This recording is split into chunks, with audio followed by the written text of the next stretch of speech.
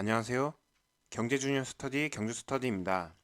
이번 영상은 연준이 물가를 조절할 수 있는지에 대해서 한번 알아보도록 하겠습니다. 먼저 물가에 대해서 알아보겠습니다. 물가가 지속적으로 상승하는 인플레이션은 화폐 가치가 하락하는 것이고요.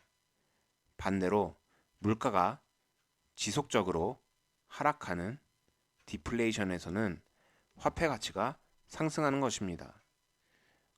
예를 들어 빵 한 개가 1,000원이었는데 다음 날은 2,000원, 또 그 다음 날은 4,000원이 되면 이것이 바로 인플레이션입니다. 이렇게 되면 이틀 전만 해도 1,000원만 있으면 빵 한 개를 살 수 있었는데 지금은 빵 4분의 1 조각만 살 수 있는 것이죠. 돈의 가치가 떨어진 것입니다. 이 화폐 가치는 피셔 방정식으로 설명이 가능합니다. 피셔 방정식은 명목금리는 실질금리와 기대 인플레이션의 합으로 정의된다는 것입니다. 이것은 그렇게 어려운 것이 아니고 간단하게 생각해 볼 수 있는 것이죠. 예를 들어 예금 금리가 10%예요. 그래서 저는 100만 원을 은행에 예금했어요. 그리고 1년 뒤에 110만 원을 은행에서 찾았는데 작년에 물가 상승률이 20%였다고 합니다. 그럼 저는 100만 원에서 10만 원 이득을 봤다고 생각할 수 있지만 물가 상승률을 고려했을 때 실제로는 10만 원 손해 본 것이죠. 금리보다 높은 물가 상승률 때문에 화폐 가치가 하락한 것입니다. 바로 이것을 식으로 나타낸 것이 피셔 방정식이에요. 은행 금리, 즉 명목 금리에서 물가 상승률, 즉 기대 인플레이션을 뺀 것이 실질 금리라는 것입니다. 명목 금리가 10%일 때 기대 인플레이션이 0%일 때와 10%일 때의 실질 금리는 차이가 나는 것이죠. 여기서 명목 금리는 10년물 국채 금리고요.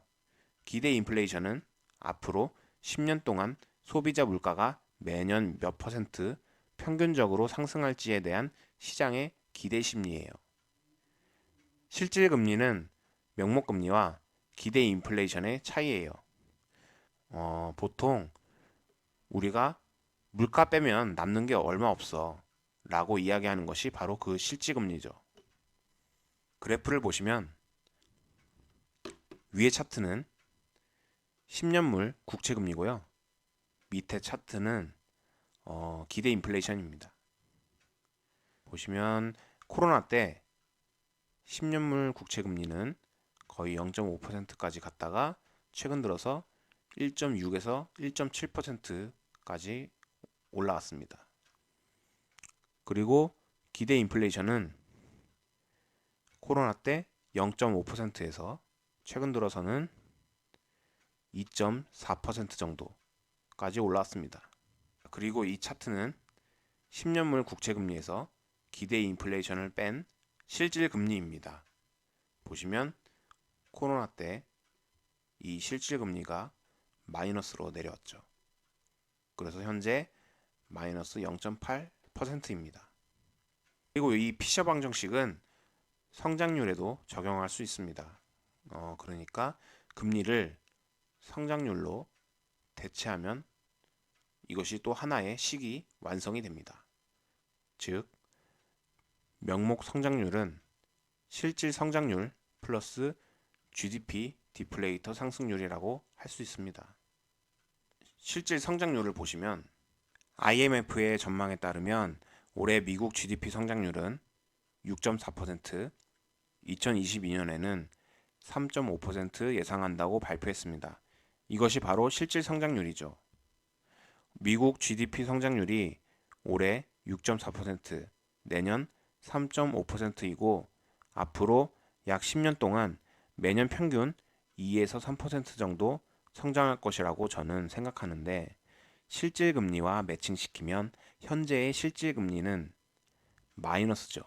이것은 굉장히 낮은 상태라고 할 수 있죠. 이것은 연준이 양적 완화로 국채를 매입하면서 명목 금리를 인위적으로 굉장히 낮춘 것이죠. 그래서 그에 따라 실질 금리도 낮아진 것입니다. 저는 연준이 실질 금리가 마이너스가 유지되도록 조절하고 있다고 생각해요. 왜냐하면 지금 디플레이션 압력이 굉장히 강하기 때문에, 즉 부채가 굉장히 많기 때문에 이를 극복하기 위한 것이죠. 첫 번째로 GDP 대비 부채가 엄청 많아서 인플레이션으로 화폐 가치가 하락하면 기존의 부채가 줄어드는 효과를 얻기 위해서입니다. 두 번째로는 통화 정책뿐만 아니라 재정 정책과 인프라 투자를 통한 강한 성장으로 GDP가 급격하게 증가하면 GDP 대비 부채가 줄어드는 효과를 얻기 위해 경기 부양 정책을 지속하는 것이죠. 하지만 물가 상승률이 일시적인 것이 아니라 하반기에도 계속 높은 물가 상승률이 나타난다면, 또는 자산 가격에 버블이 우려된다면, 혹은 실업률이 5% 미만인 완전 고용 상태가 되어 성장이 따라와 준다면 미 연준은 테이퍼링으로 국채 매입량을 줄일 것입니다. 그럼 명목 금리가 상승하면서 실질 금리도 상승하겠죠.